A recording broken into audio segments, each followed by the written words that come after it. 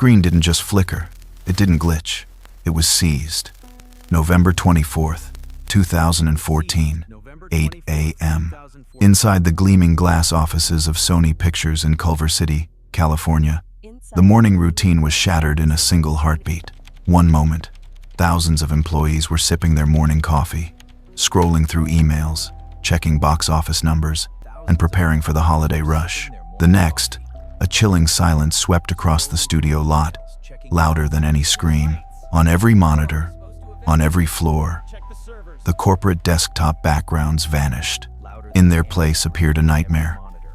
A glowing red skeleton, grinning with malice, accompanied by a message that looked like it had been carved by a digital knife. Hacked by number GOP. The Guardians of Peace. This wasn't a prank. It wasn't a standard malware infection. It was a digital execution. In seconds, computers went dark. Hard drives began to erase themselves. Confidential salary data, unreleased blockbusters, and humiliating executive emails were already bleeding out into the darkest corners of the internet. The panic was immediate. Employees were told to unplug their machines, to sever the connections, but the ghost was already in the machine. But what nobody inside that building knew was that this wasn't just corporate sabotage. This was the opening shot of a geopolitical crisis that would drag the FBI, the NSA, and the White House into the fray. It was a cyber attack triggered not by money, but by a movie, a comedy. How did a Seth Rogen film about a chaotic interview become the catalyst for an international nuclear standoff? To understand why a multi-billion-dollar corporation was brought to its knees, we have to rewind past the glowing red skeletons, back to a writer's room in sunny California. The concept seemed harmless enough at first, a stoner comedy. Two bumbling journalists land an interview with the world's most reclusive dictator, only to be recruited by the CIA to assassinate him. But this wasn't a fictional country like Genovia or Wakanda. The script explicitly named Kim Jong-un. It explicitly targeted the supreme leader of North Korea. For Sony Pictures, it was edgy humor. For the regime in Pyongyang, it was blasphemy. In the Hermit Kingdom, cinema is not entertainment. It is weaponized ideology. To depict the death of the supreme leader is not a joke, it is an act of war. As production ramped up in Vancouver, the warning signs began to flash red, though Hollywood largely ignored them. In June 2014, months before the hack, North Korea's foreign ministry issued a statement that was chillingly precise. They called the film an act of terrorism and warned of a merciless countermeasure if the movie was released. They even took the unprecedented step of complaining to the United Nations. Inside Sony, there was anxiety, but it was the anxiety of businessmen, not soldiers. Executives debated the size of the explosion in the final scene. They discussed whether to melt the dictator's face or merely set his hair on fire. They were worried about film ratings and international box office receipts. They didn't realize they were negotiating with a nuclear power. While the producers were tweaking the CGI of a tank explosion, an invisible army was gathering at the gates. They called themselves the Guardians of Peace, or the GOP. But the world would soon come to suspect a far more dangerous origin. Intelligence agencies believed these were not basement-dwelling teenagers looking for clout. They were elite digital operatives, likely linked to the Lazarus Group, a state-sponsored cyber warfare unit. These hackers didn't just stumble into Sony's network on that fateful November morning. They had been there for months. Silent, invisible, like ghosts haunting the digital corridors of the studio. They had administrative access. They were reading emails. They were mapping the network's architecture. They stole the digital certificates that allowed them to sign their malware as legitimate Sony software.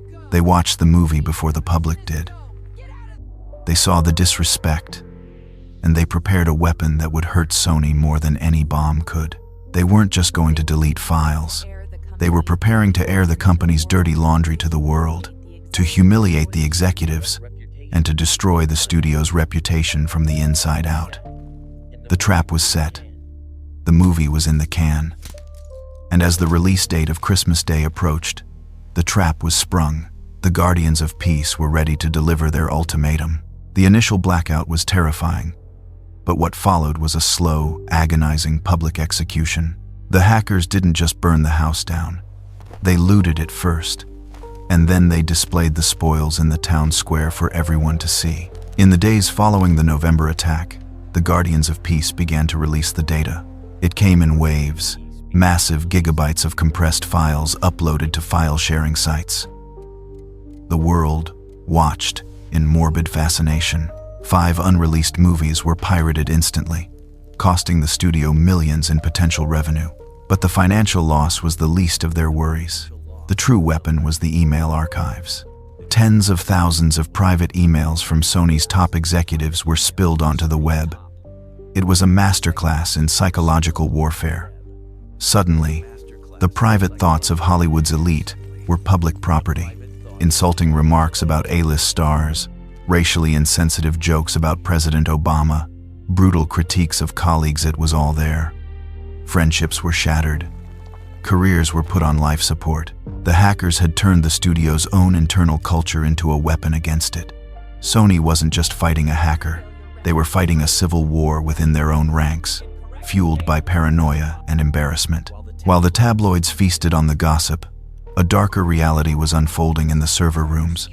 Cybersecurity firms, including the elite team from Mandiant, were called in to stop the bleeding. What they found in the digital wreckage was terrifying. The malware used, known as Destover, was a wiper. It wasn't designed to hold data for ransom. It was designed to obliterate it. It overwrote the master boot records of the computers, rendering them useless bricks of plastic and silicon. This was scorched earth tactics. The forensic code revealed distinct fingerprints, lines of code, and compilation timestamps that matched previous attacks on South Korean banks and broadcasters. The trail was faint, woven through proxy servers in Thailand and Italy, but it pointed in one undeniable direction: Pyongyang. But the Guardians of Peace weren't done. As the release date for the interview drew closer, the stakes escalated from digital vandalism to physical terrorism. On December 16th, the hackers dropped a message that froze the blood of every theater owner in America.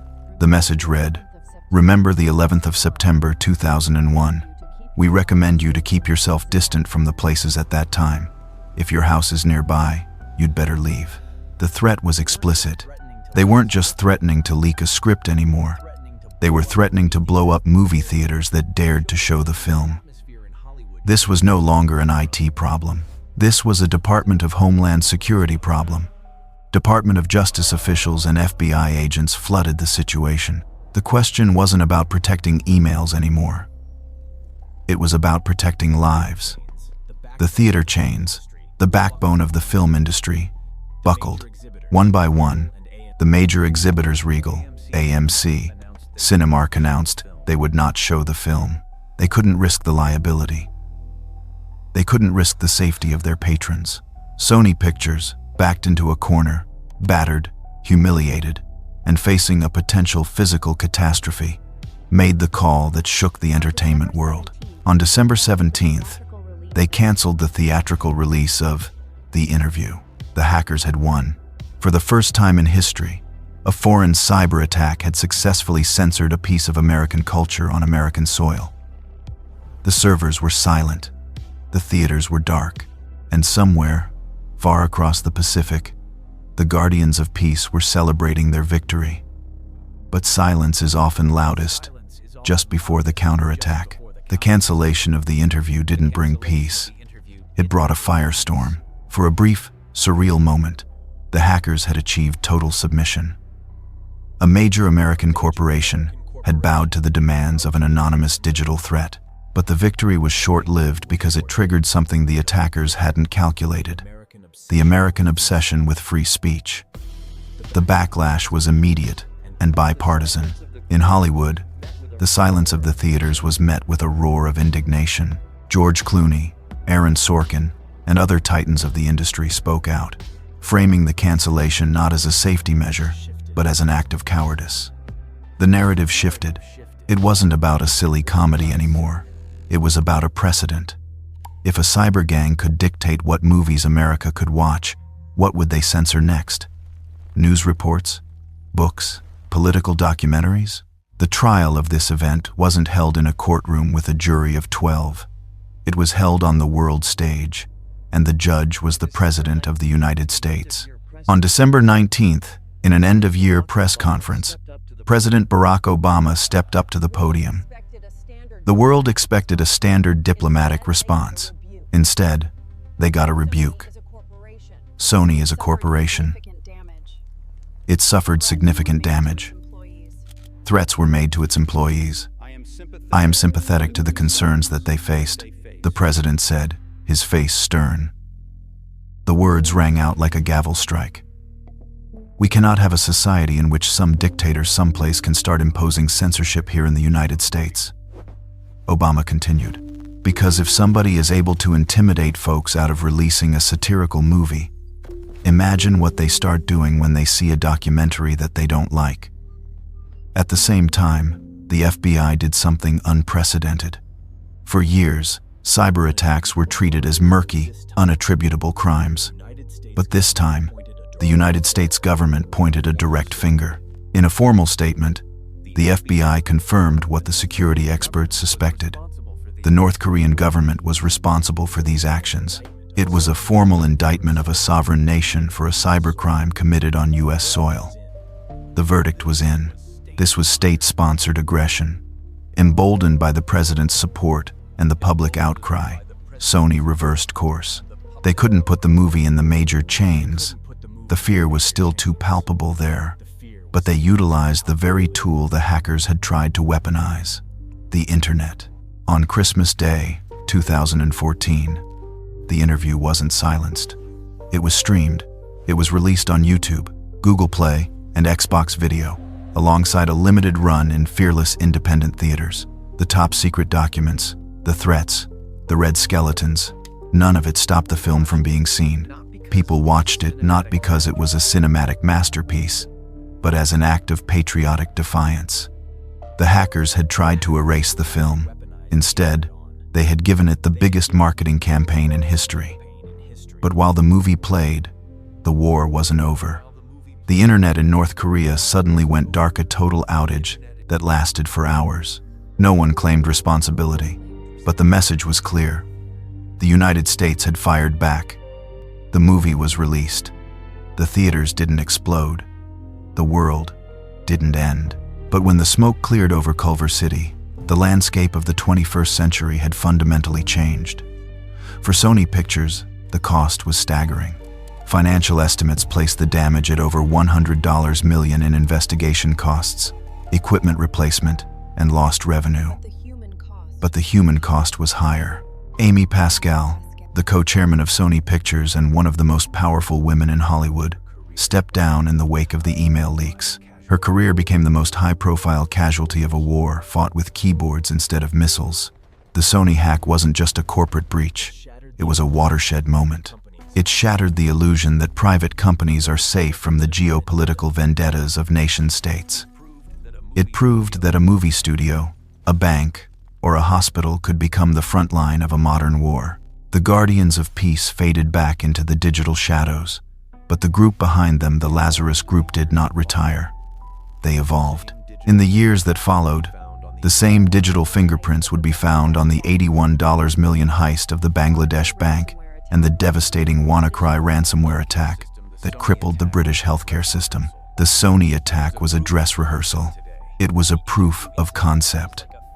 Today, the Interview incident feels like a fever dream, a moment where pop culture and nuclear brinkmanship collided in the most absurd way possible. But it left us with a terrifying precedent. We live in a world where a line of code can hurt as much as a bullet, where a server room is as strategic as a missile silo, and where your secrets, no matter how deep you bury them, are only one click away from being weaponized. We laughed at the movie. We moved on to the next scandal. But somewhere in the dark web, the code is still compiling. The red skeleton is still grinning. The question isn't, who will be hacked next? The question is, are we already at war, and we just haven't noticed the battlefield shifting beneath our feet?